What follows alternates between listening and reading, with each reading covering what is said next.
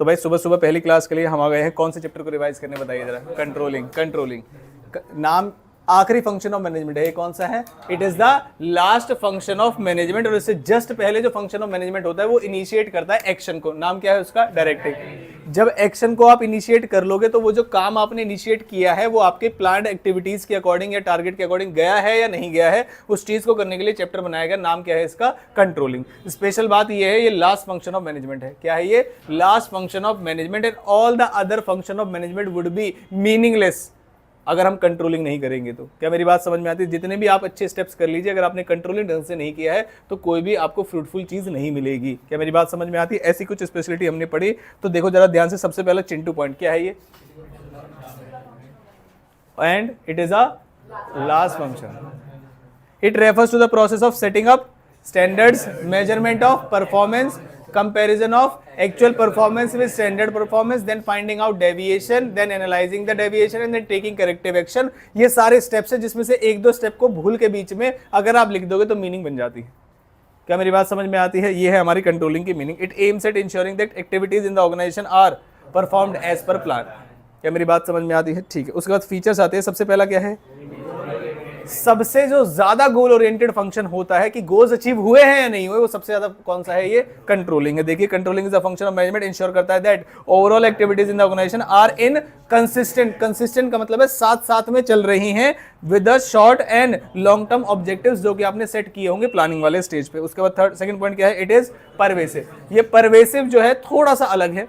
ये हर टाइप की ऑर्गेनाइजेशन में तो चाहिए ही चाहिए होता है, लेकिन ये हर लेवल पे भी होता है। जैसे प्लानिंग में होता है, हर लेवल पे होती है और अलग अलग टाइप के प्लान होते हैं। टॉप लेवल पे कौन सा प्लान होता है? टॉप लेवल पे, मिडिल लेवल पे डिपार्टमेंटल प्लानिंग, सुपरवाइजरी लेवल पे ऑपरेशनल में, टॉप लेवल पे प्लानिंग फॉर ऑर्गेनाइजेशन ऐसा होल होती है। पता है ये सब चीजें आपको? पता है ये सारी चीजें आपको? ऐसे ही कंट्रोलिंग है। कंट्रोलिंग भी 3 लेवल पे होती है। तो टॉप मैनेजमेंट है वो कैसी कंट्रोलिंग करते हैं? एडमिनिस्ट्रेशन। मिडिल लेवल वाले कैसी कंट्रोलिंग करते हैं? एग्जीक्यूटिव, क्योंकि फंक्शंस को एग्जीक्यूट करने के लिए जाने जाते हैं। और ये वाले कौन से होते हैं? ऑपरेशनल। यहाँ पर ऑपरेशनल प्लानिंग भी है और यहाँ पर ऑपरेशनल कंट्रोल भी है। और मैं आपसे पूछने वाला हूँ, चाहे एमसीक्यू में पूछूं या फिर फिल इन द ब्लैंक से पूछूं। क्या मेरी बात समझ में आती है? ठीक।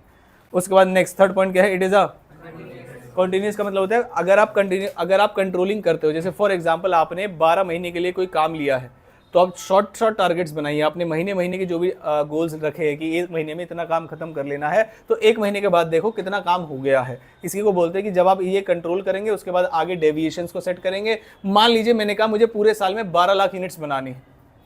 प्रियंका थोड़ा सा इधर हो जाओ बच्चे, बिल्कुल कोने पे। मान लीजिए मुझे एक साल में 12 लाख यूनिट्स बनानी है, तो एक महीने में कितनी यूनिट्स बनानी पड़ेंगी? 1 लाख। मेरा पहला मान लीजिए अप्रैल मंथ शुरू हुआ और मैंने उसमें सिर्फ 80,000 यूनिट्स बनाई, तो बताओ फिर मुझे अप्रैल में मई महीने में जो काम करूंगा मैं, उसमें कितनी यूनिट्स बनानी पड़ेगी? 1,20,000। कंट्रोलिंग इसलिए जरूरी है। और मान लीजिए जब मई महीने की बारी आई कि कितनी यूनिट्स बनी, तो मुझे पता चला 1 लाख यूनिट्स, 1,10,000 यूनिट्स बन पाई, तो जून महीने में कितनी बनानी पड़ेंगी? 1,10,000। मेरी बात समझ में आती है? इसलिए कंटिन्यू जो प्लानिंग है, जो कंट्रोलिंग जो है वो एक कंटिन्यूअस फंक्शन है। क्या मेरी बात समझ में आती है? ठीक।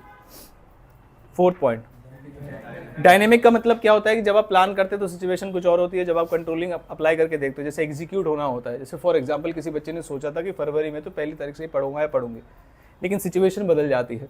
फरवरी जो महीना होता है वो आपके स्कूल में फेयरवेल वाला होता है, स्क्रिबलिंग डे वाला होता है। उसके बाद फिर क्या नाम है, अगला पेपर आ गया, अब उसकी भी तैयारी करनी है, वो भी पूरे साल नहीं पढ़े। तो फेब का महीना अगर किसी ने टारगेट किया था कि मैं फेब में पढ़ के बहुत ज़्यादा सीरियस हो जाऊंगा, तो आपको समझ में आएगा कि कंट्रोलिंग जब आप फंक्शन अप्लाई करोगे तो समझ में आएगा कि अब सिचुएशन चेंज हो चुकी है। क्या मेरी बात समझ में आती है? ठीक। तो since controlling requires what? Taking reviewable methods, continuous changes have to be made wherever possible. जैसे मैंने बताया ना, एक महीने का टारगेट फिर 1,20,000 हो गया, फिर 1,10,000 हो गया। क्या मेरी बात समझ में आती है? ठीक। उसके बाद फिफ्थ पॉइंट क्या है? इट इज अ, कई बार ऐसा लगता है कि अगर आप कंट्रोलिंग कर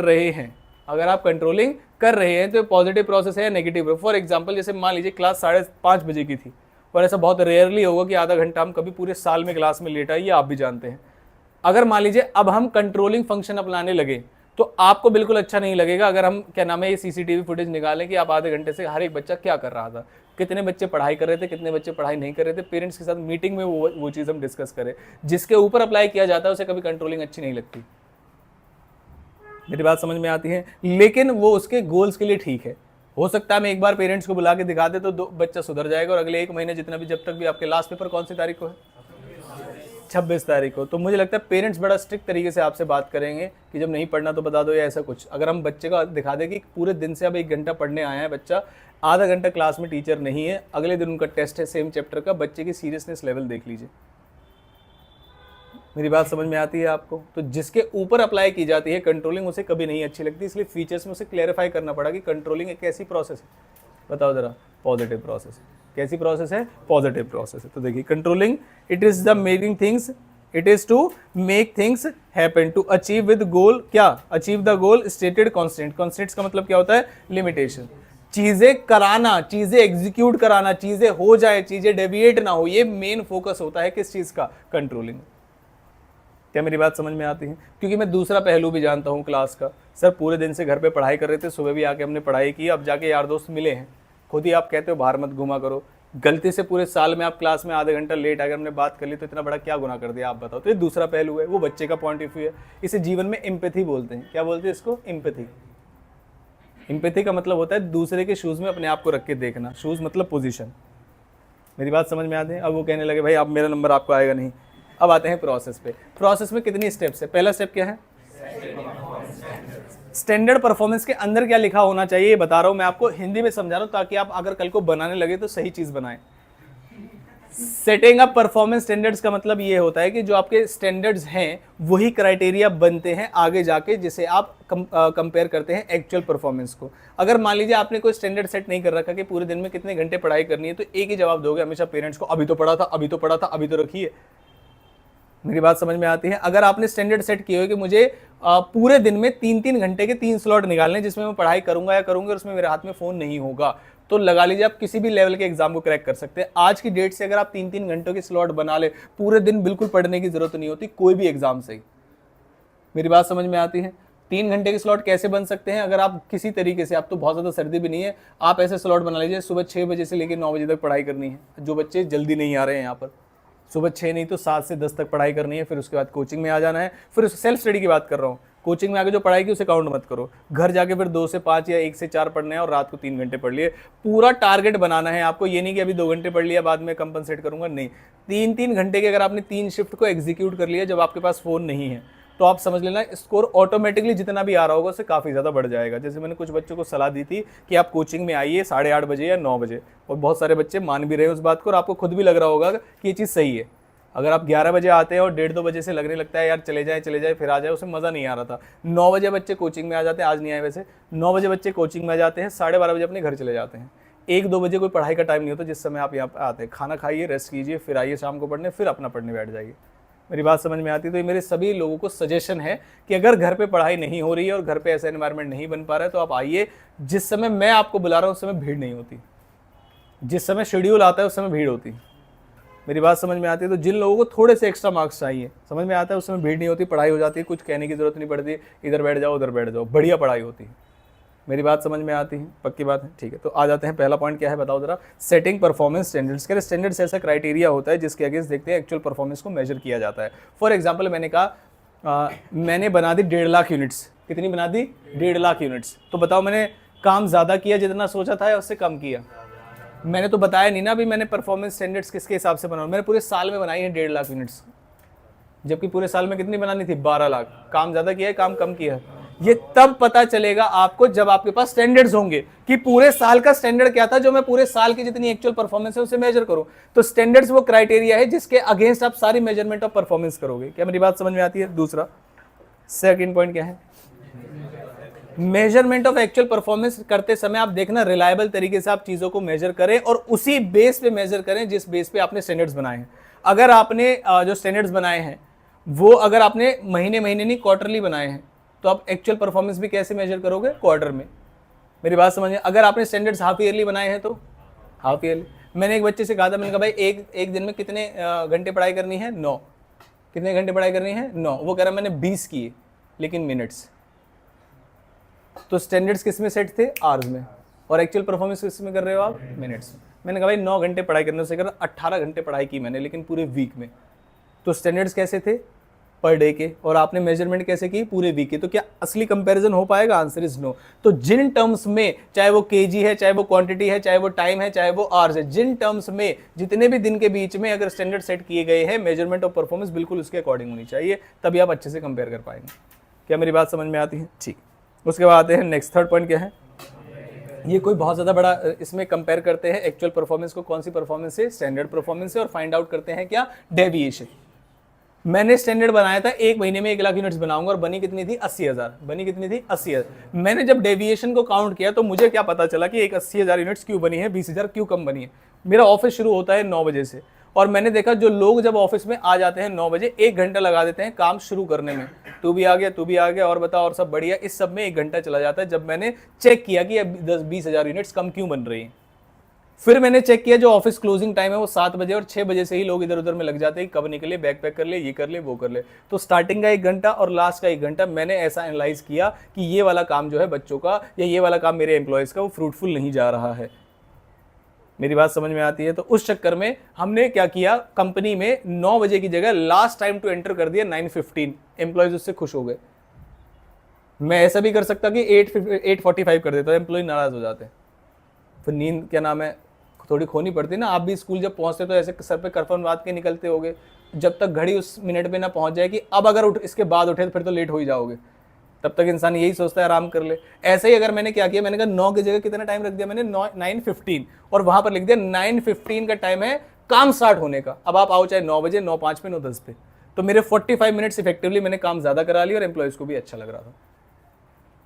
क्या मेरी बात समझ में? और मैंने इवनिंग में भी बोल दिया, मैंने कहा काम 6:45 पे आपको एंड कर देना है, यानी कि आप जा सकते हैं। इसका मतलब अब उन्हें 1 घंटा पहले से वो जो खुजली होने लगती है ना कि भाई इधर लाओ बैग लाओ, मैंने कहा 6:45 पे निकलोगे। मेरी बात समझ में आती है? तो पॉजिटिव तरीके से अगर कंट्रोलिंग को इंप्लीमेंट किया जाए तो इसमें ऑर्गेनाइजेशन का भी फायदा है और एम्प्लॉयज़ का भी फायदा है। क्या मेरी बातें समझ में आती हैं? ठीक। उसके बाद 4 पॉइंट एनालाइजिंग समझ में आ गया। एनालाइज करके आपको पता चलेगा कि डेविएशन का कॉज क्या है। कॉज 2 तरीके के होते हैं, एक होता है कंट्रोलेबल और एक होता है अनकंट्रोलेबल। एक क्या होता है कंट्रोलेबल, एक होता है अनकंट्रोलेबल। कंट्रोलेबल कॉज क्या होते हैं और अनकंट्रोलेबल, मैंने कहा कंट्रोलेबल कॉज टाइम वाला पता चल गया, लोगों की लेजीनेस की वजह से। अनकंट्रोलेबल बनाता हूं, मैंने कहा 1 महीने में 2 बार ऐसा हुआ जो मशीन काम करते करते बंद कर दिया उसने, इंजीनियर बुलाया 2-3 घंटे उसमें लग गए, ऐसा हफ्ते में 2-3 बार हुआ, किसी हफ्ते में। और ये चीज़ नॉर्मली होती है, किसी भी लेवल पे चले जाइए आप, मशीन कभी कभी काम करना बंद कर सकती है, उसके लिए इंजीनियर बुलाया जाता है, वो फिर उसे ठीक करता है। जितने समय तक मशीनरी ठीक हो रही थी तब तक लोग खाली बैठे थे, काम नहीं कर सकते थे। तो ये कंट्रोलेबल है या अनकंट्रोलेबल है? अनकंट्रोलेबल। मेरी बात समझ में आती है? पक्की बात है। जिस महीने में काम आप बात कर रहे हैं कि काम आपका 80,000 हुआ है, उस महीने में एक दिन गवर्नमेंट ने लॉकडाउन घोषित कर दिया था कि इस दिन काम नहीं होगा। किसी बड़े सेलिब्रिटी का क्या नाम है देहांत हो गया था या किसी व्यक्ति का, और उन्होंने बोला अब आज काम नहीं होगा सब लोगों ने। अब ये कंट्रोलेबल है या अनकंट्रोलेबल है? अनकंट्रोलेबल। तो जब आप डेविएशन देखेंगे तो डेविएशन 2 तरीके की मिले, पहले कौन सा कंट्रोलेबल, दूसरा कौन सा अनकंट्रोलेबल। जो कंट्रोलेबल है तो अगला स्टेप करो कौन सा, टेकिंग करेक्टिव एक्शन। अगर कंट्रोलेबल है तो टेकिंग करेक्टिव एक्शन करो, और अगर कंट्रोलेबल नहीं है तो टेकिंग करेक्टिव एक्शन नहीं है। क्या कहां से करे भाई, अनकंट्रोलेबल है। मेरी बात समझ में आती है? दूसरा, जब आप डेविएशन ढूंढोगे तो 2 तरह की डेविएशन मिलेगी, एक होती है माइनर डेविएशन और एक होती है सिग्निफिकेंट डेविएशन, यानी मेजर डेविएशन। माइनर का मतलब ये है कि हमने 1 लाख यूनिट्स का टारगेट किया था लेकिन 1 लाख नहीं बन पाई, 99,500 बन पाई। तो क्या थोड़ा बहुत वेरिएशन चलता है, और क्या वो एक्सेप्टेबल भी है? Answer is yes. तो उसके लिए आपको करेक्टिव एक्शन लेने की जरूरत नहीं है। एनालाइजिंग समझ में आ गया आपको? उसके बाद अगर आपका जो स्टेप है, फाइनल स्टेप कौन सा है, इसमें कीवर्ड क्या है, corrective measure required when significant deviation occur, और इग्नोर कर देना है आपको माइनर डेविएशन। बिल्कुल लैंग्वेज बड़ी सिंपल है इस वाले चैप्टर की, अगर आप वर्ड बाय वर्ड भी याद करना चाहते हैं बहुत आसानी से हो सकता है। मेरी बात समझ में आती है? ठीक। मैं चला उसके बाद इंपॉर्टेंस जो मैंने मना किया, लेकिन इसकी इंपॉर्टेंस में साथ में कराऊंगा क्योंकि आसान है। पहली इंपॉर्टेंस कौन सी है? कंट्रोलिंग जब आप करोगे तो क्या आपके गोल्स अचीव करने में, यस, गोल ओरिएंटेड फंक्शन का मतलब यही होता है कि हेल्प करेगा आपको डेविएशन होने के बावजूद भी आपके गोल्स को अचीव कराने के लिए। क्या मेरी बात समझ में आती है? उसके बाद सेकंड पॉइंट क्या है, helps in judging accuracy of standards. अब जरा ध्यान से सुनना, मैंने कहा 1 महीने में 1 लाख यूनिट्स बन जानी चाहिए थी, पहले महीने में 20,000 बनी, दूसरे महीने में 25,000 बनी, तीसरे महीने में 30,000 बनी। बाद में जब हमने एनालाइज किया डेविएशन को तो पता चला आपने जो स्टैंडर्ड सेट किए थे वही गलत थे, पॉसिबल ही नहीं है बनाना। तो कई बार कंट्रोलिंग करना इसलिए भी जरूरी है जो कि आपने स्टैंडर्ड्स बनाए हैं, क्योंकि बहुत ज्यादा अगर डेविएशन आ रहा है तो ऐसा भी हो सकता है कि स्टैंडर्ड्स ही खराब बने थे। क्या मेरी बात समझ में आई? जैसे मान लीजिए मैंने कहा कि मैंने एक बच्चे को पढ़ाई करने की कि आपको एक दिन में इतने घंटे पढ़ने चाहिए, नालायक 5 घंटे कम पढ़ा। अब बताओ क्या पूछोगे आप? कितने घंटे बोला मैंने कहा 18 घंटे बोला था, 13 घंटे पढ़ा है। इसका मतलब क्या है, स्टैंडर्ड्स बहुत ज़्यादा ऐसे हैं कि जो कि अचीव नहीं किए जा सकते। तो कई बार जब आप कंट्रोलिंग फंक्शन लगाते हो तो आपको समझ में आता है कि डेविएशन इतनी ज़्यादा इसीलिए है क्योंकि स्टैंडर्ड्स ही गलत सेट किए गए। क्या मेरी बातें समझ में आती हैं? इसी पॉइंट को बोलते हैं, बताइए क्या, हेल्प्स इन जजिंग। तो एक अच्छा कंट्रोलिंग सिस्टम आपको हेल्प करता है आपकी एक्यूरेसी चेक करने के लिए कि आपकी कंट्रोलिंग के जो स्टैंडर्ड्स आपने सेट किए हैं वो सही है या गलत है। क्या मेरी बात समझ? जैसे अभी का जो मौसम चल रहा है उसमें बच्चे से आप उम्मीद कर सकते हो कि वो 6 या 6:30 बजे उठ सकता है। आपसे 1 महीने पहले या 2 महीने पहले जो मौसम था उसमें बच्चे से उम्मीद करना कि वो 6 बजे उठ जाए, वो नेक्स्ट टू इम्पॉसिबल। बहुत ज़्यादा सर्दी थी, सुबह सुबह अच्छी नींद आती है, हालांकि कुछ बच्चे ऐसे उन्हें नींद आती है, अच्छी गर्मी सर्दी से कोई लेना देना नहीं, बढ़िया ही आती है, सुबह वाले समय में ही आती है। 2-2 बजे तक फ़ोन चलेगा तो भाई वही समय में नींद आएगी, है ना। थर्ड पॉइंट क्या है, इसे मुझे लगता है पढ़ाने की जरूरत नहीं है, ऑप्टिमम यूटिलाइजेशन रिसोर्सेज सही हो जाएगा। फिर फोर्थ पॉइंट क्या है, कुछ ऐसे कंट्रोलिंग मेजर होते हैं जिसमें एम्प्लॉय भी समझता है कि ये उसी के लिए। जैसे मान लीजिए मैं घर पे पेरेंट्स को कॉल करके बता देना कि आपका बच्चा नहीं पढ़ रहा है, क्या इससे एम्प्लॉय का मोटिवेशन बढ़ेगा? स्टूडेंट्स का नहीं बढ़ेगा। लेकिन अगर सही तरीके से मीटिंग की जाए जिसमें पेरेंट्स को ये बोला जाए कि भाई आपको बच्चे को 8 बजे यहाँ भेजना है, जैसे आप स्कूल में भेजते थे, 4 घंटे के बाद हम आपके बच्चे को घर भेज देंगे, उसके बाद उसे आराम करने देना, कोई काम मत बनाना, सोना चाहे तो सो जाए, खाना खाना चाहे तो खाना खा ले, जो करना चाहे करे, लेकिन 3:30 बजे फिर अपना भेज देना यहाँ पर। 3.5 घंटे के लिए हम आपका बच्चा आपको वापस कर देंगे, फिर 4 बजे से 7 बजे तक हमारे पास रहेगा और उसके बाद हम आपके बच्चे को वापस कर देंगे। और बस इतनी ही पढ़ाई करनी है इसको, तो ये अच्छे खासे मार्क्स ले आएगा। अगर सही तरीके से कंट्रोलिंग टेक्निक को अप्लाई किया जाए तो एम्प्लॉय भी मोटिवेट होते हैं। जैसे कुछ बच्चे जो मैंने बताया था 9 बजे वाला टाइम टेबल, उनको समझ में आ गया ये चीज़।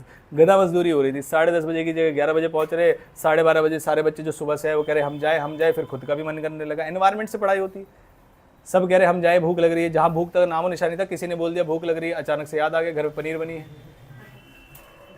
तो उसे भी भूख लगने लगी। मेरी बात समझ में आ गई? या किसी को याद आ गया भाई 50 रुपये है, लेट हो जाऊँ, घर से फ़ोन आएगा, कहाँ पहुँचा, इससे अच्छा पहले खा ही लूँ। मेरी बात समझ में आती है? ठीक। 5th पॉइंट क्या है जरा, फैसिलिटेट्स कोऑर्डिनेशन। कोऑर्डिनेशन वाला पॉइंट पढ़िए। कह रहे हर एक डिपार्टमेंट और एम्प्लॉय को पता होता है कि पहले वाला स्टैंडर्ड्स क्या है और उन्हें पहले क्या करना है। तो जब हर एक व्यक्ति को पता है उसे कौन सा काम करना है तो कोऑर्डिनेशन हमेशा बैठा रहेगा। जैसे मान लीजिए मेरी क्लास है और कमल सर की क्लास है, 110% कोऑर्डिनेशन है कि मुझे कोई इमरजेंसी होगी तो मेरी जगह सर क्लास ले लेंगे और सर को कोई इमरजेंसी होगी तो उनकी जगह मैं क्लास ले लूंगा। इसमें कोई पूछने वाली बात ही नहीं है, तो हर किसी को पता है उसे क्या काम करना है। दूसरी चीज़ क्या है कि काम करना क्या है, उन्हें अपने सब्जेक्ट पढ़ाने, मुझे अपने सब्जेक्ट पढ़ाने। तो क्या कभी कोऑर्डिनेशन में प्रॉब्लम आएगी? Answer is no. क्या कभी कोई कॉन्ट्राडिक्शन होगी? नहीं। कभी कोई टाइम क्लैश होगा? Answer is no. मेरी बात समझ में आती है? जब आपको पता है आपको कौन सा काम करना है, जैसे अब फॉर एग्जांपल जैसे हमारी गवर्नमेंट की बात कर लेते हैं, स्टेट गवर्नमेंट को कुछ काम करने होते हैं और सेंट्रल गवर्नमेंट को कुछ काम करने होते हैं। जो सेंट्रल गवर्नमेंट काम नहीं कर पाती वो ब्लेम किस पे डालती है?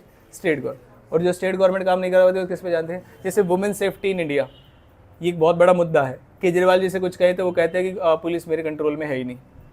पुलिस किसके कंट्रोल में होती है? सेंट्रल गवर्नमेंट के। दिल्ली की जो पुलिस है वो किसके कंट्रोल में आती है? सेंट्रल गवर्नमेंट के कंट्रोल में। क्या मेरी बात समझ में आती है? तो अगर गोल्स और रोल्स क्लियर ना हो तो क्या काम सही से हो पाएगा? कोऑर्डिनेशन सही से बैठ पाएगा? नहीं। जैसे अब अगर दिल्ली में सरकार बनी है भारतीय जनता पार्टी की, तो क्या गोल्स बिल्कुल क्लियर हैं? सबको पता है रोल्स रिस्पॉन्सिबिलिटी, हाँ सारे काम नहीं करने हैं। क्या मेरी बात समझ में आती है? तो अब किसी भी बात को लेके वो ये नहीं कह सकते कि एलजी काम नहीं करने दे रहा, सेंट्रल गवर्नमेंट काम नहीं करने दे रही। क्या मेरी बात समझ में आती है? जैसे आज की डेट में इंडिया में चल रहा है ना वो इंडियाज गॉट लेटेंट, समय राणा का शो, समय राणा का जो शो चल रहा है। अब देखो हमारे देश में गनीमत क्या हो गई है कि एक शो चल रहा है जिसमें वो सही बातें कहते हैं, या मैं तो कहता हूँ गलत बातें ही करते हैं, लेकिन कितनी ज्यादा मीडिया हाइप उसे मिल गई है कि मिनिस्टर, पुलिस, कैबिनेट, सीबीआई सब बिठा दिया उन्होंने उन लोगों के ऊपर। और समय राणा ने खुद स्टोरी डाल के बोल दिया कि भाई मैंने अपनी सारी वीडियोस डिलीट कर दी है। इसका मतलब अब दिल्ली में सारी चीजें मुंबई में सेफ हो गई है, वुमेन सेफ्टी बिल्कुल बढ़िया हो गई है, एयर क्वालिटी बिल्कुल इंप्रूव हो गई है और एक बढ़िया देश का विकास हो गया है। क्यों? क्योंकि एक चैनल डिलीट करा दिया इन्होंने जिन पे जो भी बातें ये कर रहे थे। आप भी इंस्टाग्राम वगैरह या कोई सोशल मीडिया यूज करते हो, आपको क्या लगता है वो सही में आज की डेट में किसी बच्चे, आप अपने छोटे भाई बहन का एग्जांपल लो, मान लीजिए 15 साल का, 14 साल का है, कि आज की डेट में उनके हाथ में देने लायक है इंस्टाग्राम? नहीं। आप भी जानते हो उस चीज को, किसी भी तरीके का कंटेंट आ रहा है, लेकिन क्या उस पर कोई एक्शन लिया जा रहा है? नहीं। एक छोटा सा विवाद हुआ जिसपे सब चीज नोटिस में आ गई। जैसे हमारे देश में देख लो ना, मान लीजिए किसी का मर्डर हो गया, किसी का रेप हो गया, किसी की किडनैपिंग हो गई, अब सैफ अली खान को एक चाकू लग गया छोटा सा, भाई साहब पूरी न्यूज में सैफ अली खान से दुनिया के गले कट रहे हैं रोज। कोई पूछ नहीं रहा है उनको कौन है क्या है, कोई नहीं पूछ रहा। आज सैफ अली खान की तबीयत कैसी है, आज वो हॉस्पिटल से बाहर निकले, उन्होंने कटा हुआ हाथ दिखाया अपना ऐसे। हाँ, मेरी बात समझ में आती है। तो ये देश की गनीमत हो गई है कि मतलब लाइमलाइट में कोई मुद्दा आ गया तो सब एक्शन लेंगे। अगर किसी सीवर में किसी क्या नाम है जो होते हैं ना कौन से हमारे नेता, उनका बच्चा गिर जाए, भाई साहब वहां का तुरंत जो भी हेड होगा वो तुरंत ट्रांसफर और वहां से डिमोट हो जाएगा। और डेली वो बोरवेल में गिर रहे हैं बच्चे, कह रहे हाथ तो निकाल लो ना, गिर गया तो मरा थोड़ी है। हाँ, फैसिलिटेट्स कोऑर्डिनेशन का मतलब समझ में आया। जब रोल्स एंड रिस्पॉन्सिबिलिटी और स्टैंडर्ड्स क्लियर होते हैं तब आपकी कोऑर्डिनेशन में कोई प्रॉब्लम नहीं आती है। क्या मेरी बात समझ में आती है? जैसे फॉर एग्जांपल प्रोफेशनल एग्जाम होते हैं, 12th होती है, यहाँ पर बच्चा बड़े मजे ले जाता है। कैसे? जब पढ़ाई की बारी करे स्कूल नहीं पढ़ने देना, और जब स्कूल की बारी करे कोचिंग का भी काम होता है। मेरी बात समझ में आती है? दूसरी चीज, अगर मान लीजिए स्कूल को इस पिक्चर से हटा दो और 12th क्लास में बच्चा हमारे पास दे दो शुरुआत से, आपको क्या लगता है इतनी ढिलाई हो सकती है पढ़ाई में? Answer is no. 6 महीने के अंदर सिलेबस कंप्लीट होगा, 3 महीने रिवीजन होगा और 3 महीने टेस्ट चलेंगे। भाई साहब नंबर ना आ जाए तो कह देना। आपसे ज्यादा परसेंटेज लाते हैं प्रोफेशनल कोर्स वाले हमारे यहाँ, जबकि 12th वालों में आसान सिलेबस होता है, प्रोफेशनल कोर्स में रिजल्ट इतना डाउन जाता है। रीजन बस एक ही है, कोऑर्डिनेशन बिल्कुल क्लियर है, गोल बिल्कुल क्लियर है, जो कराना हमें कराना है, बात खत्म। आप सोचो पूरे साल जैसे 12 घंटे आप सुबह सुबह नहा धो के सुबह 7 साढ़े 7 बजे स्कूल पहुंच जाते थे, 2 बजे वहां से आते थे, इतने घंटे अगर यहाँ बिता देते तो पढ़ लेते भाई, उसके बाद चाहे दारू पियो बीड़ी पियो कुछ भी करो, इतने घंटे यहाँ पे रहो पहले। मेरी बात समझ में आती है? ठीक है, नालायक हंसते रहते, ये नहीं कहते कि नहीं सर ऐसी बात नहीं है। 6 पॉइंट यहां से आपको पता चलेगा भाई, यहां से आपको पता चलेगा जो केस स्टडी आएगी, और बहुत सारी बार आपने ऐसा देखा होगा कि by keeping a close check on the activity of its employees. कई बार ऐसी केस स्टडीज आई थी जब हमने कहा था कि सीसीटीवी कैमरे लगा दिए देखने के लिए कि एम्प्लॉयज का वेस्टेज कहां हो रहा है टाइम का। क्या मेरी बात समझ में आती है? अगर वो चीज यहां पर कर दी जाए तो इससे क्या होता है बताइए जरा? ऑर्डर और डिसिप्लिन क्या होता है? इंश्योर। क्या मेरी बात समझ में आते हैं? ठीक। उसके बाद रिलेशनशिप बिटवीन, ये तो आप खुद होमवर्क में दिया मैंने, ये पढ़ लेंगे आप, लेकिन कंक्लूजन जरूर बताऊंगा मैं, ध्यान से सुनना। Planning and controlling can not be, planning और कंट्रोलिंग को क्या नहीं किया जाता? सेपरेट नहीं किया जा सकता। These are supplemented function which support each other. Complementary goods होते हैं, सुना है आपने? एक कॉम्प्लीमेंट्री गुड्स होते हैं और एक कौन से गुड्स होते हैं? सब्स्टिट्यूट। कॉम्प्लीमेंट्री गुड्स का मतलब क्या होता है? जो एक दूसरे के साथ रहकर चलते हैं, मतलब एक दूसरे के साथ रहेंगे तो काम के होंगे। जैसे पेन और इंक का एग्जांपल आपने सुना होगा ना, पेन और रिफिल का जो भी है। अब इसी तरीके से वही करें ना, तो प्लानिंग के बिना कंट्रोलिंग कोई कामयाब हो सकती है, ना कंट्रोलिंग के बिना कितनी भी अच्छी प्लानिंग करो वो भी कामयाब नहीं हो सकती है। ठीक है। उसके बाद for successful execution of both the function planning makes what? Controlling effective and controlling improves what? Controlling improves future planning का मतलब ये आपने क्वार्टर वाइज यानी कि 3 महीने के लिए एक टारगेट किया था, अगले 3 महीने का भी टारगेट पहले से सेट था, लेकिन इस 3 महीने के दौरान क्या घटित हुआ उसके हिसाब से आप मॉडिफाई कर दोगे अगले आने वाली प्लान को। क्या मेरी बात समझ में आती है? तो जो प्लानिंग जो कंट्रोलिंग है वो आपकी जो पहले वाली प्लानिंग है उसको इंप्रूव नहीं करता, आगे आने वाली प्लानिंग को इंप्रूव करता है। क्या मेरी बात समझ में आती है? ठीक। अब बच गए हमारे कौन सी, बताओ फटाफट से बताओ। लिमिटेशंस और टेक्निक्स। ठीक है, पहले मैं बताऊंगा लिमिटेशन। सबसे पहला पॉइंट क्या है? Difficulty in setting quantitative standard. जैसे मैं आपसे पूछूं, अब जैसे 12th क्लास है, अब 1 वीक दूर है आप अपने पेपर से, एक बच्चे को एक दिन में कितने घंटे पढ़ना चाहिए आपके हिसाब से? हर बच्चे से अलग अलग पूछूंगा, अपने आंसर देना कि इतने घंटे पढ़ाई में तो काम हो जाएगा। 6 घंटे, 8 घंटे, 8 घंटे, 6 घंटे, 6 घंटे, हाँ 12, 4-5 घंटे, 7 घंटे, 10 घंटे, 9 घंटे, हाँ 6, 10, 9 घंटे, हाँ 8 सही है, 7 सही है, 6, 2 घंटे, 4 घंटे, 7 घंटे सही है। तुम्हें शर्म आनी चाहिए भाई, 24 घंटे पढ़ो नालायको, पूरे खानदान पूछेगा तुमसे रिजल्ट क्या आया। 6 घंटे इनफ है, और हाँ भी कर रहे हैं, हाँ 6 घंटे इनफ है। नालायको, सुबह उठना है, पढ़ाई करनी है, फिर नहाना धोना है, फिर पढ़ाई करनी है, फिर कोचिंग आना, फिर पढ़ाई करनी है, यहाँ से जाना, फिर पढ़ाई करनी। भाई 7 दिन रह गए नालायको, कैसी मानसिकता के साथ जी रहे हो तुम? और अगर तुम 6 घंटे 8 घंटे पढ़ाई करने को ओके मानते हो, उसके बाद क्या कर रहे हो तुम? ये भी तो सोचो भाई। तुम कोचिंग आ रहे हो, सो रहे, खाना पीना खा रहे, अपने बस सोने का टाइम हटा दो ना, बाकी पढ़ना है। सोने और खाने का ही तो टाइम और ब्रेक का टाइम ही तो हटाओगे तुम, बाकी टाइम है क्या? अब तो शो भी नहीं समय रहने वाला, करोगे क्या तुम? क्या कह रहे हैं? स्केप रूम मतलब ऐसी गाली गलौज वाला शो, मतलब आ ही जाते थे। देखो बिग बॉस खत्म हुआ, वो आ जाएगा, वो आ जाएगा, तो हो जाएगा। अभी बिग बॉस तो नहीं आ रहा, ये तो मैं बड़ा मतलब संतुष्ट हूँ इस बात से। हालांकि हर बैच ये कहता है कि हम तो देखते नहीं, आप लोगों में से तो कोई तो नहीं देखता ना। बहुत बढ़िया, बहुत बढ़िया।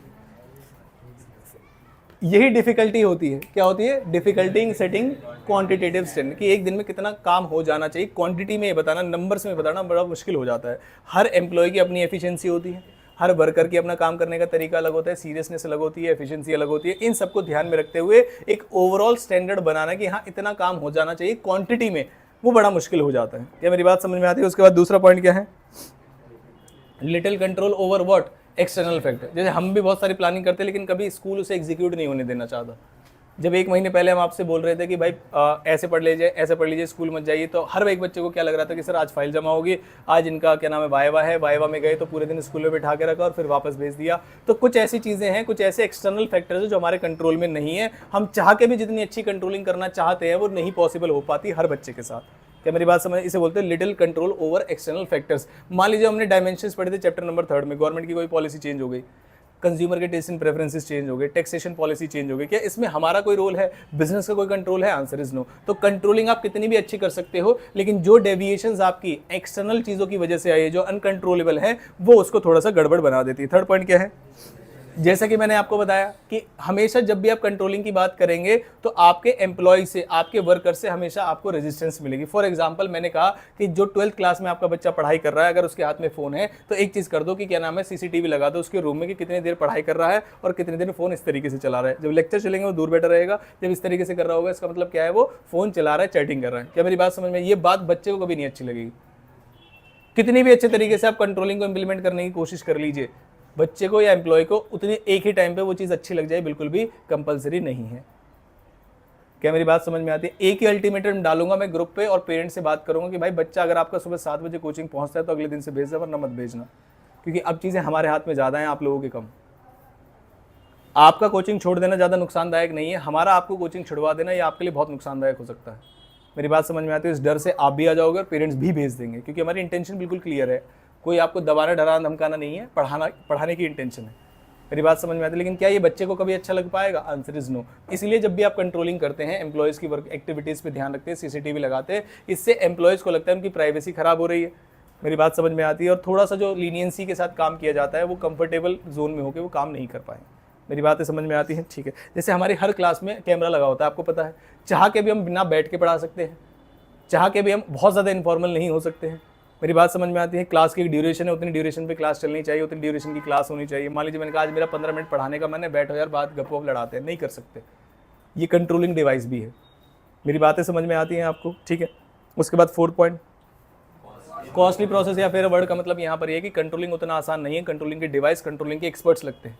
ये नहीं कि आपने लोगों को बिठा दिया और देखो भाई वर्कर्स क्या करें, सिर्फ ये कंट्रोलिंग नहीं होती, एफिशिएंसी चेक करनी होती है अपने कंट्रोल सिस्टम की, सही से चलेगा या नहीं चलेगा, इसके लिए एक्सपर्ट्स बुलाने पड़ते हैं, बहुत ज़्यादा टाइम लग जाता है। क्या मेरी बात समझ में आती है? इसलिए कैसा है? कॉस्टली है। अब आ जाते हैं 2 पॉइंट पे, जहाँ से 110% आपको एक ना एक क्वेश्चन दिखाई देगा। फिर से मैं यहाँ पर साइन कर रहा हूँ और आज की डेट भी लिख रहा हूँ। डेट क्या है आज? 13 तारीख, कि इन दोनों में से आपको एक ना एक पॉइंट दिख जाएगा एग्जाम के अंदर। ठीक है। अब वो लिखने के लिए आ जाए अलग से 3 नंबर में, किसी केस स्टडी में आइडेंटिफाई करने के लिए आ जाए, identify the function, also state the technique which is being discussed above. किसी भी तरीके से मिक्स करके क्वेश्चन दिया जा सकता है।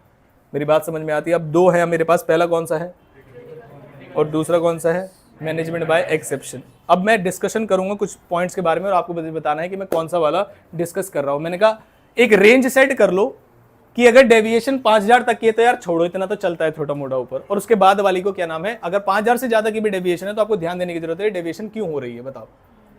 मैनेजमेंट बाय एक्सेप्शन, जिसमें आप एक्सेप्टेबल रेंज सेट कर लेते हो कि अगर खर्चे हमारे इतनी रेंज से ज्यादा, जैसे फॉर एग्जांपल एक शादी का बजट था 40 लाख रुपए और 1-2 लाख अगर ऊपर नीचे हो जाता है तो वो कहते हैं बहुत ज्यादा डेविएशन नहीं होता है बजट के हिसाब से। मेरी बात समझ में आती है? तो उन्होंने एक एक्सेप्टेबल रेंज सेट कर ली कि 40 से 42 के बीच में क्या नाम है हम चल सकते हैं। जैसे किसी को फोन खरीदना, उसने कहा कितने का तक का खरीद, उसने कहा 20-22 हज़ार तक का, यानी कि गोल तो 20,000 था, 1-2 हज़ार ऊपर भी लग जाएंगे तो बहुत ज़्यादा बड़ी बात नहीं है। कुछ लोग कहते हैं 25,000 तक भी चल जाएगा, तो रेंज उन्होंने कितने की सेट की? 5,000 की।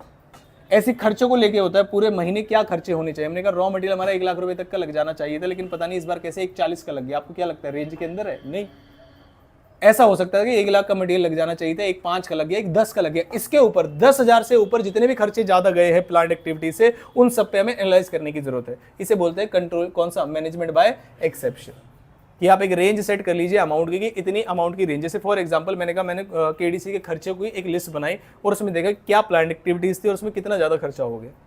क्या मेरी बात समझ में आती है? तो हम एक रेंज सेट करेंगे भाई, जो भी खर्चे 10 से 15 हज़ार की रेंज से ज़्यादा चले गए, हमने सोचा था इतने हो जाएंगे और 10 से 15 हज़ार से ज़्यादा चले गए हैं, तो उनको हमें कंट्रोलिंग करनी है। सेम चीज़ अगर रिलायंस कंपनी में हो तो रिलायंस कंपनी में जो हमने लिमिट सेट की है 10-15 हज़ार की, वो 10-15 लाख या 1 या 2 लाख की भी सेट कर सकते हैं। कि जो हमने प्लान एक्टिविटीज़ किसी प्रोजेक्ट में की थी, स्टील प्रोजेक्ट में, स्टील का जो प्रोजेक्ट था वो था 500 करोड़ रुपए का, तो 10-20 लाख ऊपर नीचे चले गए या 1 करोड़ ऊपर नीचे चले गए तो कोई दिक्कत वाली बात नहीं। तो उनकी जो रेंज होगी वो उसके हिसाब से डिसाइड होगी। अमाउंट आपको लग सकता है 1 करोड़ बहुत बड़ा अमाउंट है, लेकिन बात समझ में आती है, रेंज जो है एक्टिविटीज के हिसाब से होती है। दूसरा जो पॉइंट है वो कौन सा पॉइंट है, देखो जरा, क्रिटिकल पॉइंट एनालिसिस ये कहता है कि आपके यहाँ पे जो खर्चे का परसेंटेज है वो कितने परसेंट से बढ़ रहा है वो ज्यादा इंपॉर्टेंट नहीं है, खर्चा कौन सा है वो ज्यादा इंपॉर्टेंट है। जैसे मैंने एग्जांपल आपको दिया था कि हमारे यहाँ बुक्स का खर्चा पिछले साल की कंपैरिजन में 40% बढ़ गया। कितने परसेंट? 40%। और रेंट पिछले साल के कंपैरिजन में 15% बढ़ गया। बताओ कौन सा वाला खतरनाक है मेरे लिए? रेंट, क्योंकि बुक का खर्चा साल में एक बार होता है या 2 बार होता है जब बुक दूसरी बुक आती है, और टोटल जो खर्चा होता है, मान लीजिए मैंने कहा पूरी जो सारी बुक्स बन के भी मुझे 50,000 की एक लॉट, 50,000 की एक लॉट पड़ गया, उसमें 40% बढ़ गया, तो 50,000 का 40% कितना होता है? 20,000। तो 50,000 से खर्चा कितना हो गया? 70,000। 50,000 से खर्चा कितना हो गया? 70। अब रेंट अगर मैं बोलूं जो कि ऑलरेडी बहुत ज्यादा है, उसका 15% हर महीने, फिर वो 12 से मल्टीप्लाई होगा। मेरी बात समझे? तो मेरे लिए कौन सा खतरनाक है, समझ में आ गया आपको? किराया। ऐसे मटेरियल और पोस्टेज चार्जेस जो आपके एग्जाम में आ सकते हैं, ऑफिस के खर्चे, ऑफिस एंड एडमिनिस्ट्रेशन में पोस्टेज टेलीग्राम चार्जेस, या मटेरियल या लेबर का खर्चा, कौन सा ज्यादा सिग्निफिकेंट है? मटेरियल लेबर ज्यादा। भले ही पोस्टेज का खर्चा 25% से बढ़ा हो और मटेरियल 5% से बढ़ा हो, तो परसेंटेज में एक्सपेंडिचर इंप्रूव बढ़ेगा। और आपको ये देखना है कि खर्चे का नेचर कौन सा है, कौन सा ज्यादा आपके बिजनेस के लिए क्रिटिकल है। जैसे नेट के वायर का जो प्राइस है वो बढ़ गया, जो हमारे यहाँ वाईफाई लगा हुआ है, नेट लगा हुआ है, इसके वायर का प्राइस जो है वो बढ़ गया है, ये ज़्यादा खर्चा इंपॉर्टेंट है मेरे लिए या रेंट? नेट के वायर का खर्चा है बुक, कौन सा ज़्यादा इंपॉर्टेंट है? बुक। लेकिन जो कंपनी वाईफाई बना रही है, वाईफाई चला रही है, उनके लिए अगर ये प्राइसेस बढ़ जाए, उनके लिए क्या इंपॉर्टेंट है? ये सुनकर रॉ मटेरियल है। क्या मेरी बात समझ में आती है? That is called critical point analysis. एक बार इसका एक्सप्लेनेशन बता। It is neither economical nor easy, क्या लिखा हुआ है? टू चेक कौन सी? Each and every activity. तो इसलिए आपको आइडेंटिफाई करना होता है किस पे? KRA। KRA मतलब क्या है? Key result areas. ये MCQ fill in the blanks में आपसे पूछ सकता हूँ, ध्यान रखिएगा इस बात का। Only anything goes wrong with किसका? KRA। जैसे मैंने बताया मटेरियल और लेबर, यही पूछा जाएगा, और कोई आपके लिए क्रिटिकल नहीं। कोई भी एक्सपेंडिचर लिख दे, ध्यान नहीं देना है आपको। KRA की रिजल्ट एरिया, मटेरियल और लेबर, ये सबसे ज्यादा क्रिटिकल होते हैं। मेरी बात समझ में आती है? ठीक।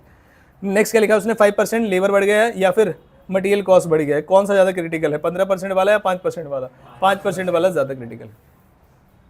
एक बार मैंने क्या किया, टेस्ट में लिख दिया पिछले से पिछले बैच में 15% बढ़ गया मटेरियल में और 5% बढ़ गया पोस्टेज चार्जेस में। अब बच्चों को पता है क्या रटा रहा? 5% वाला जो है वही था जो सर ने बताया था। परसेंटेज अगर कम होगी फिर भी वो ज़्यादा क्रिटिकल रहेगा। तो दिमाग, आँख, नाक, ये सब चीज़ें ध्यान में रख के आपको काम करना होता है। उसके बाद सेकंड पॉइंट का एक बार पढ़ा है, तो based on the believe that if you, देखो ये है सारी दिक्कत, पढ़ियो, पढ़ो जरा, पढ़ो।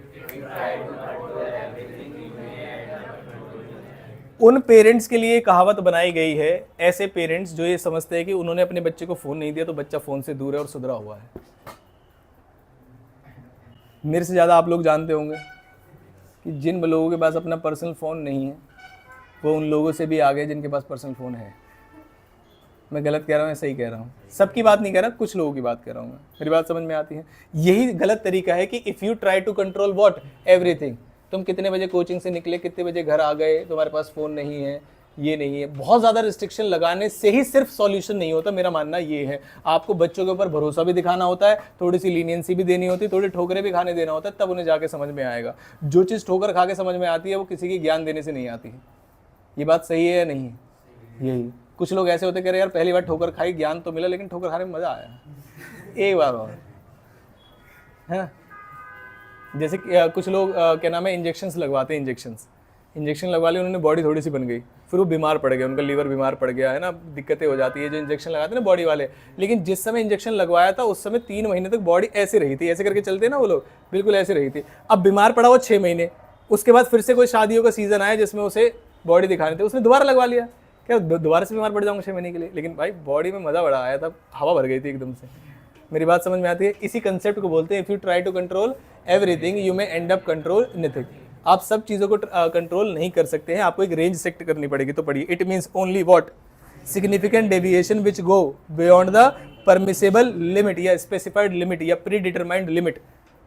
अगर उससे ज़्यादा जाते हैं डेविएशन तो ही आप उसे कंट्रोल करिए। What should be brought to the notice of किसके? मैनेजमेंट फॉर करेक्टिव एक्शन के लिए। यहाँ पर पढ़िए, सिग्निफिकेंट और मेजर डेविएशन है तो करेक्टिव एक्शन लीजिए। अगर सिग्निफिकेंट और मेजर डेविएशन नहीं है, सिग्निफिकेंट नहीं है माइनर है, मेजर नहीं है माइनर है, तो क्या करना चाहिए बताइए जरा फटाफट से, कोई एक्शन के लिए। और एक एग्जाम्पल ये, any deviation with in limit of कितने का? 20,000 should be ignored and if deviation exceed pre determined limit of 20,000 the corrective action is required. क्या मेरी बात समझ में आती है? ये बिल्कुल ऐसा चैप्टर है जो आपके एग्जाम के दिनों में आपके 1 घंटे भी नहीं लेगा। 1 घंटा चैप्टर रिवीजन करने में लगा आपको डिटेल में पढ़ने के लिए, और 1 घंटा जो लिस्ट में आपको ऑलरेडी वीडियो फॉर्म में दे चुका हूँ कि ये वाली केस स्टडीज आपको ऐसे देख के जानी है। 2 घंटे में पूरा चैप्टर रिवाइज हो जाएगा। अच्छा चैप्टर है, इसका टेस्ट बनाने में मैं टाइम लगाऊंगा और आप बिल्कुल लाइन बाई लाइन पढ़ के आएंगे। क्या मेरी बात समझ में आती है? टेस्ट को मॉर्निंग वाले टाइम में ही रख लें? नहीं, शाम को रख लें? चलो ठीक है, जैसा आप कहें। ठीक है भाई, बंद कर दीजिए। धन्यवाद।